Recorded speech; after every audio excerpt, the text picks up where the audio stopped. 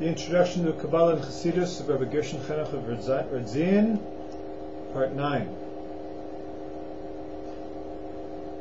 Everything in the Torah is applicable to every individual person.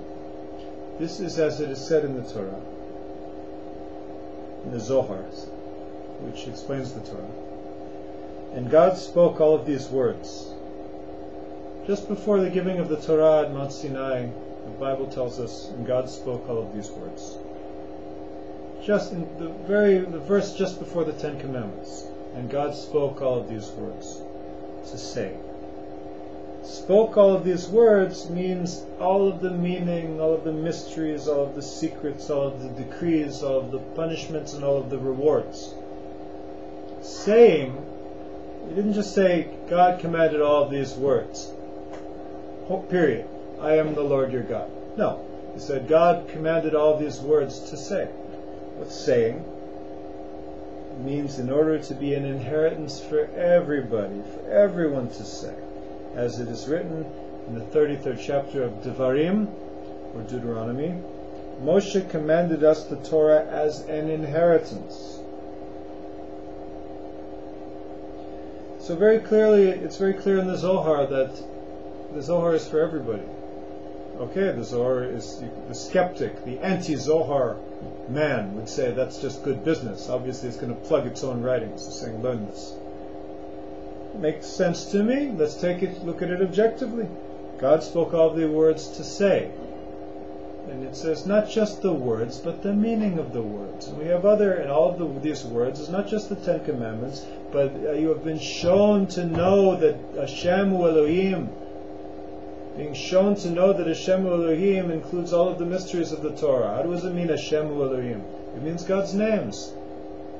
The names of God are secrets, mysteries. We're not trying to reveal things that are supposed to be kept secret here. We're revealing things that everybody should know. The secrets are things that everybody really should know.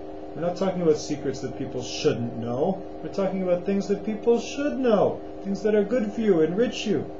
Not things that make you crazy. We're talking about knowing that God is in our life and we're involved in everything we're doing is serving God. God spoke all of these words in order to say, to do, to know the rewards and punishments, to know the depths of the depths. It's good to know the depths of the depths.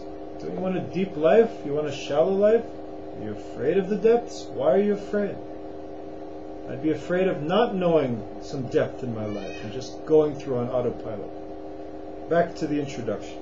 The Rebbe tells the story, the Radziner Rebbe in this introduction tells the story from the Midrash, the book of hermeneutic legends. Midrash Rabbah, Vayikra 9, section 3.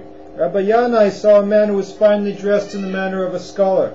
He invited him home, and of course in the course of the conversation he discovered that the man knew nothing. He was dressed like a scholar, but he didn't know Zohar, he didn't know Gemara, he didn't know the Talmud, he didn't know the Mishnah, and he didn't know even verses in the Torah. He was an ignoramus, thought Rabbi Yanai. So when the man wanted to say grace after the meal, over a goblet of wine, he said, okay, it's customary for the guests to honor the guest by saying grace. And the man said, could I do it over a cup of wine? So Rabbi Yanai said, sure, you can do it. But first, before you say grace over the wine, you must say these words. The dog ate Yanai's bread. The man seized Rabbi Yanai by the lapels and said, you're trying to prevent me from my inheritance. Rabbi Yanai said, what is your inheritance? The man said, one time I was walking by a school, a cheder of children, and there the children singing, Torah tziva lanu Moshe morasha kilat Yaakov. Moshe commanded the Torah, an inheritance to the community of Yaakov.